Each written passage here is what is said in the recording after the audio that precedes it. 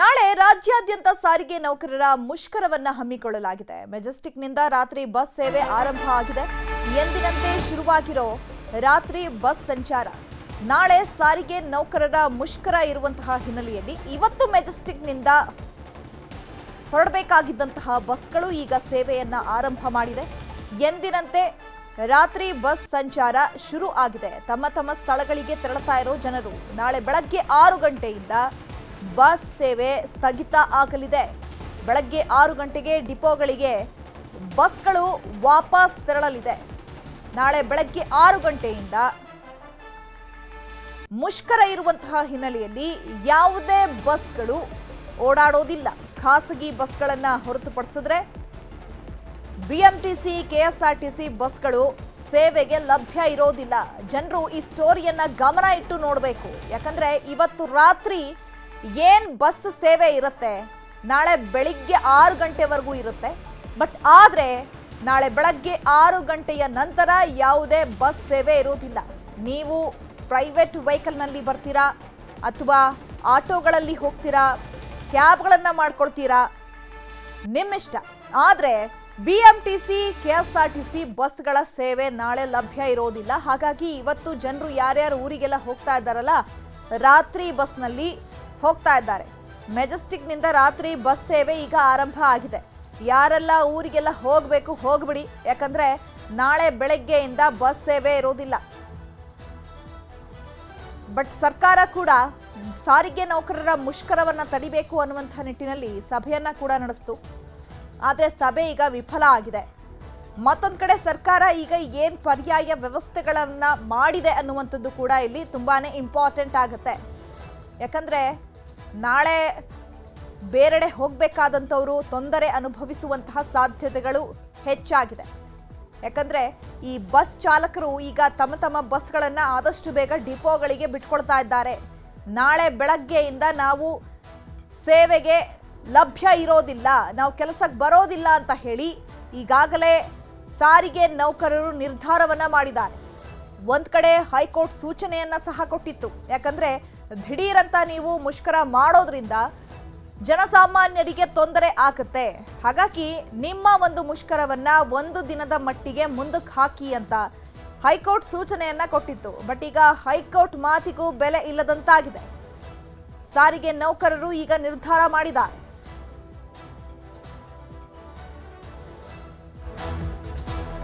ಈ ಬಗ್ಗೆ ಮತ್ತಷ್ಟು ಮಾಹಿತಿಯನ್ನು ಕೊಡ್ತಾರೆ ನಮ್ಮ ಪ್ರತಿನಿಧಿ ಆಶಿಕ್. ನೇರ ಸಂಪರ್ಕದಲ್ಲಿ ಜಾಯ್ನ್ ಆಗಿದ್ದಾರೆ. ಆಶಿಕ್, ಈಗ ಹೈಕೋರ್ಟ್ ಮಾತಿಗೂ ಬೆಲೆ ಇಲ್ಲದಂತಾಗಿರುವಂಥದ್ದು, ಸರ್ಕಾರದ ಸಭೆ ಕೂಡ ಈಗ ಮತ್ತೊಂದು ಕಡೆ ವಿಫಲ ಆಗಿರುವಂಥದ್ದು, ನಾಳೆ ಬೆಳಗ್ಗೆಯಿಂದ 6 ಗಂಟೆಗೆ ಮುಷ್ಕರ ಫಿಕ್ಸ್ ಆಗಿದೆಯಾ? ಜೊತೆಗೆ ಇವತ್ತು ಮೆಜೆಸ್ಟಿಕ್ನಿಂದ ಎಲ್ಲಾ ಬಸ್ಗಳು ರಾತ್ರಿಯ ಸೇವೆಯನ್ನ ಒದಗಿಸೋದಕ್ಕೆ ರೆಡಿ ಆಗಿದೆಯಾ? ಸದ್ಯದ ಪರಿಸ್ಥಿತಿಯಲ್ಲಿ ಹೇಗಿದೆ? ಅಂಡ್ ಸರ್ಕಾರ ಯಾಕೆ ಈ ಒಂದು ಮುಷ್ಕರವನ್ನ ತಡಿತಾ ಇಲ್ಲ? ಜೊತೆಗೆ ಪರ್ಯಾಯ ವ್ಯವಸ್ಥೆಗೆ ಏನಾದರೂ ಕ್ರಮವನ್ನ ಕೈಗೊಂಡಿದೆಯಾ?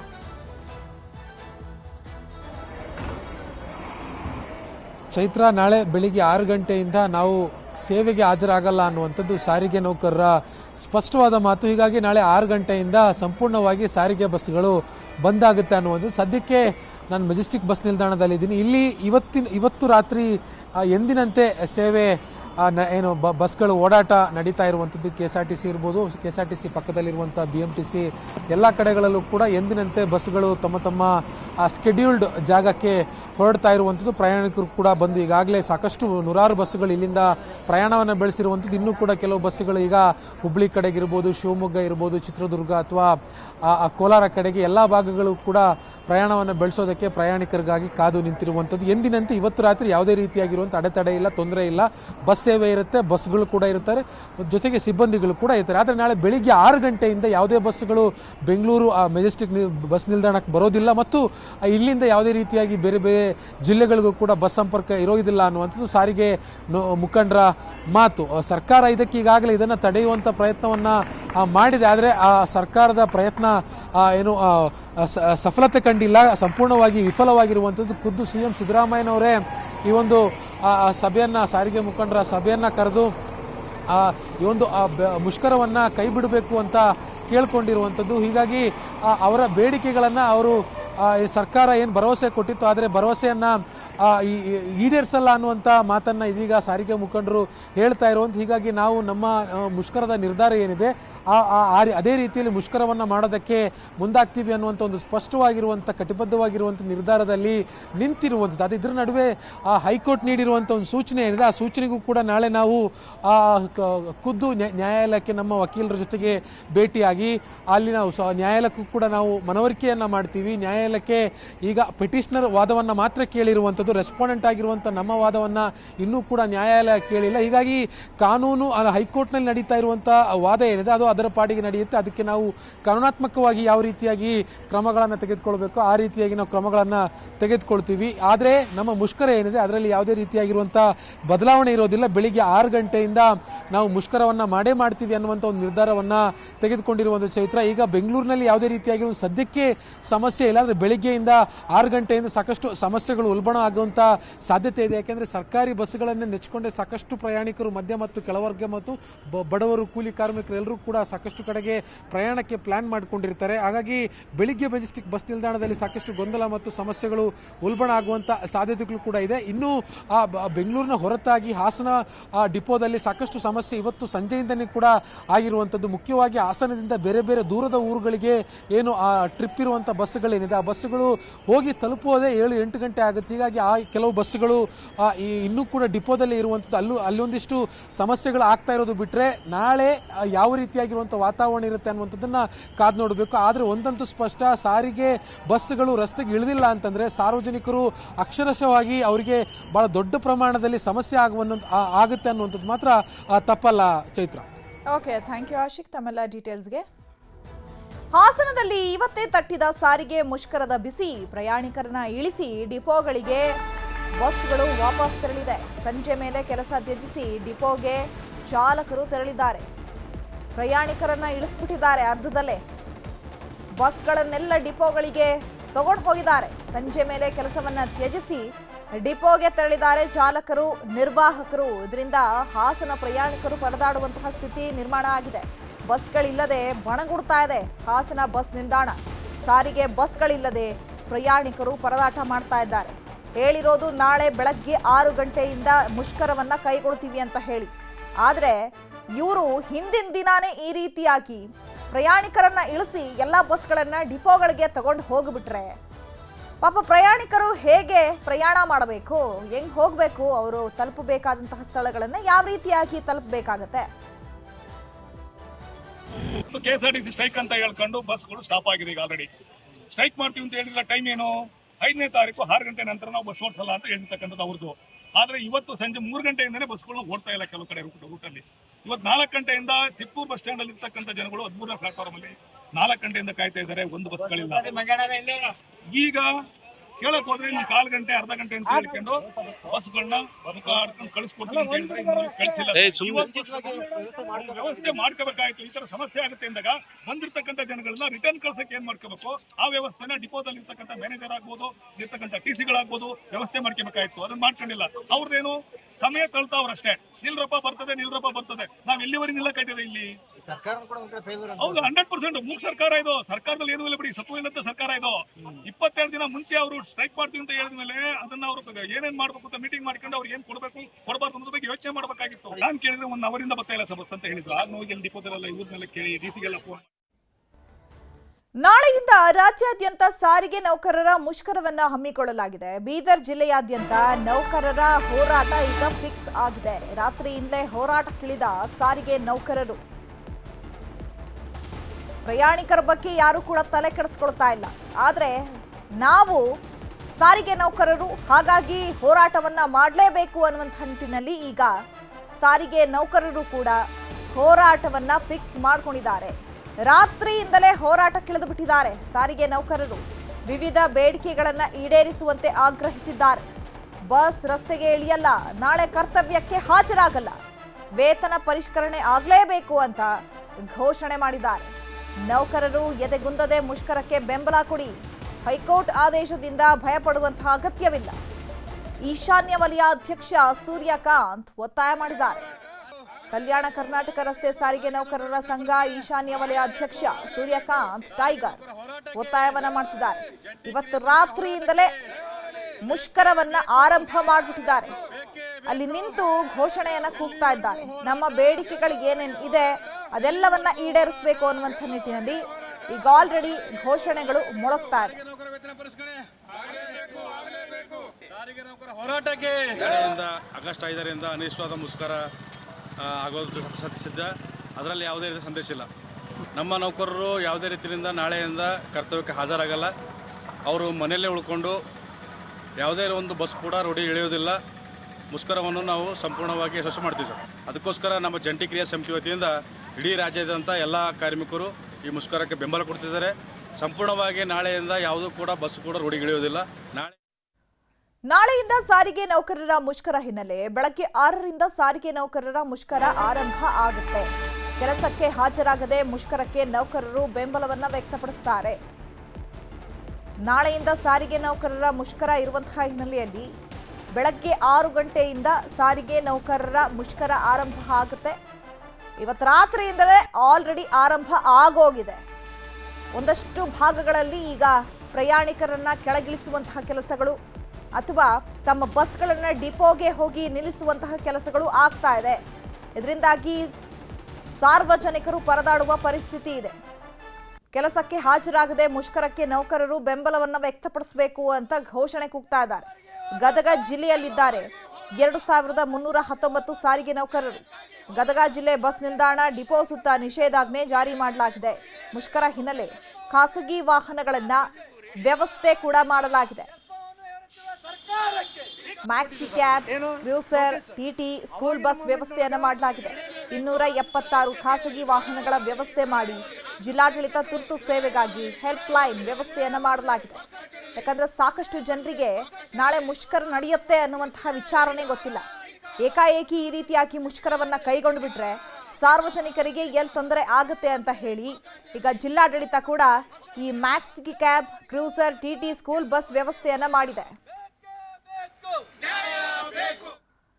ಸಾರಿಗೆ ನೌಕರರು ಮುಷ್ಕರಕ್ಕೆ ಭಾಗಿಯಾಗದಂತೆ ಮನವಿಯನ್ನ ಮಾಡಲಾಗಿದೆ. ನೌಕರರಿಗೆ ಮನವಿ ಮಾಡಿದ ಕೆಎಸ್ಆರ್ಟಿಸಿ ಎಂಡಿ ಅಕ್ರಮ್ ಪಾಷಾ ಮುಷ್ಕರಕ್ಕೆ ಹೈಕೋರ್ಟ್ ತಡೆಯಾಜ್ಞೆ ನೀಡಿದೆ.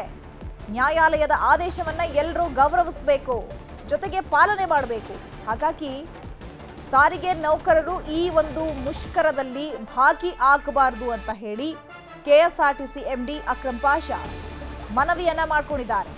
ಸಿಎಂ ಸಿದ್ದರಾಮಯ್ಯ ಸಕಾರಾತ್ಮಕವಾಗಿ ಸ್ಪಂದಿಸಿದ್ದಾರೆ. ನಾಳಿನ ಮುಷ್ಕರದಲ್ಲಿ ಭಾಗಿ ಆಗಬಾರದು ಅಂತ ಮನವಿಯನ್ನ ಮಾಡಿಕೊಂಡಿದ್ದಾರೆ. ಸರ್ಕಾರ ಈಗ ಸಾರಿಗೆ ನೌಕರರ ಎಂಡಿಗಳಿಗೆ, ಡಿಸಿಗಳಿಗೆ ಈಗ ಆಲ್ರೆಡಿ ಸೂಚನೆಯನ್ನ ತಲುಪಿಸಿದ್ದಾರೆ. ಯಾರು ಕೆಲಸಕ್ಕೆ ಹಾಜರಾಗೋದಿಲ್ವೋ ಅವರ ವಿರುದ್ಧ ನೀವು ಕಠಿಣ ಕ್ರಮವನ್ನ ಕೈಗೊಳ್ಳಬೇಕು. ಅಂತಹ ನೌಕರರ ಹೆಸರನ್ನ ನೀವು ಪಟ್ಟಿ ಮಾಡ್ಕೊಳ್ಬೇಕು. ಬಟ್ ಆದ್ರೆ ಅವರು ಕೆಲಸಕ್ಕೆ ಹಾಜರಾಗಲೇಬೇಕು ಅಂತ ಹೇಳಿ ಸರ್ಕಾರ ಈಗ ಕೂಡ ಸೂಚನೆ ಕೊಟ್ಟಿರುವಂಥದ್ದು. ಹಾಗಾಗಿ ಈಗ ಎಂಡಿ ಅಕ್ರಮ್ ಪಾಷಾ ಅವರು ಕೂಡ ಮನವಿಯನ್ನ ಮಾಡ್ಕೊಂಡಿದ್ದಾರೆ. ಮತ್ತೊಂದು ಕಡೆ ಹೈಕೋರ್ಟ್ ಸೂಚನೆಯನ್ನ ಕೊಟ್ಟಿದೆ. ನ್ಯಾಯಾಲಯದ ಆದೇಶವನ್ನ ನಾವು ಎಲ್ಲರೂ ಕೂಡ ಪಾಲನೆ ಮಾಡಬೇಕು, ಗೌರವಿಸಬೇಕು. ಹಾಗಾಗಿ ಈ ಮುಷ್ಕರದಲ್ಲಿ ಸಾರಿಗೆ ನೌಕರರು ಪಾಲ್ಗೊಳ್ಳಬಾರದು ಅಂತ ಹೇಳಿ ಮನವಿಯನ್ನ ಮಾಡಿದ್ದಾರೆ.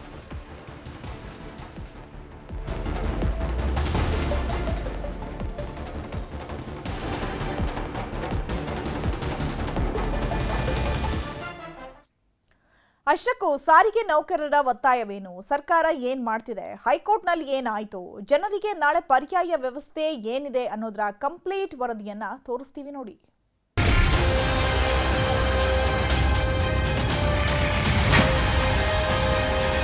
ಸ್ಟ್ರೈಕು ನಾಳೆಯಿಂದ ಆರಂಭ ಆಗುತ್ತೆ.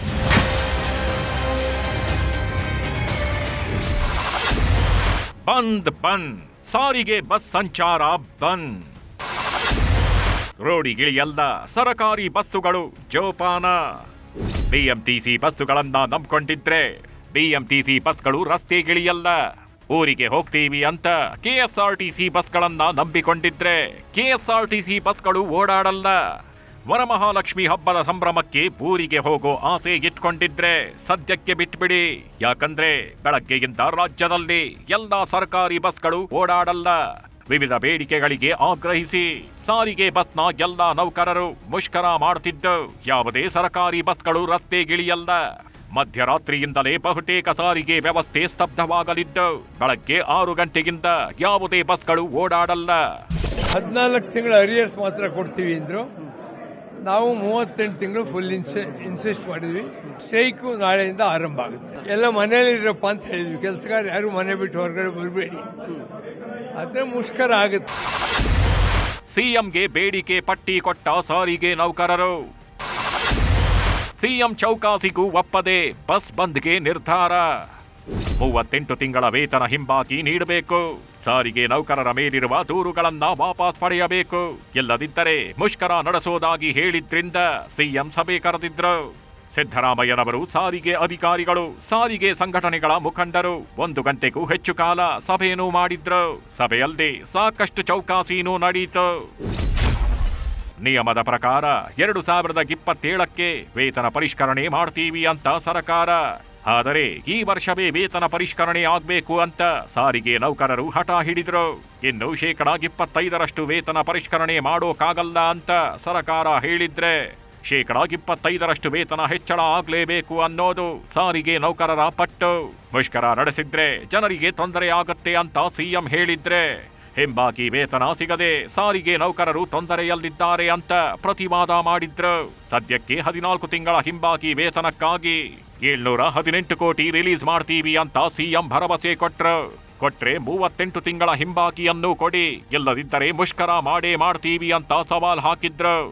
ಎಲೆಕ್ಟ್ರಿಕ್ ಬಸ್, ಮೆಟ್ರೋ ಸೇವೆ ಹೆಚ್ಚಿಸಿ ಸರ್ಕಾರ ಪರ್ಯಾಯ ವ್ಯವಸ್ಥೆ ಮಾಡೋದಾಗಿ ಹೇಳಿದ್ರೆ ಎಷ್ಟು ದಿನ ಮಾಡ್ತೀರಾ? ಪರ್ಯಾಯ ವ್ಯವಸ್ಥೆ ಬೆಂಗಳೂರಲ್ಲಷ್ಟೇ ಮಾಡಬಹುದು, ಬೇರೆ ಜಿಲ್ಲೆಗಳಲ್ಲಿ ಏನ್ ಮಾಡ್ತೀರಾ ನೋಡ್ತೀವಿ ಅನ್ನೋ ಸವಾಲ್ ಹಾಕಿದ್ದಾರೆ.